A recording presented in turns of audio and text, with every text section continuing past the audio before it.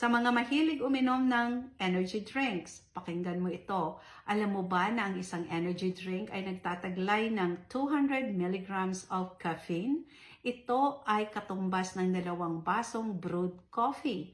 Kaya naman kung palagi kang umiinom nito, ito ay makakapagdulot sa iyo ng insomnia, anxiety, palpitations, high blood pressure, at possible seizures or cardiac arrest. Isa pa, ang energy drinks ay may mataas na content ng refined sugars. Mas mataas pa sa soda. Mayroon itong 41 milligrams of refined sugars. Kaya naman, kung palagi mo itong iinumin, tataas din ang tsansa mo for diabetes, obesity, at hypertension, or possible cardiovascular disease. O ayan, pakishare na para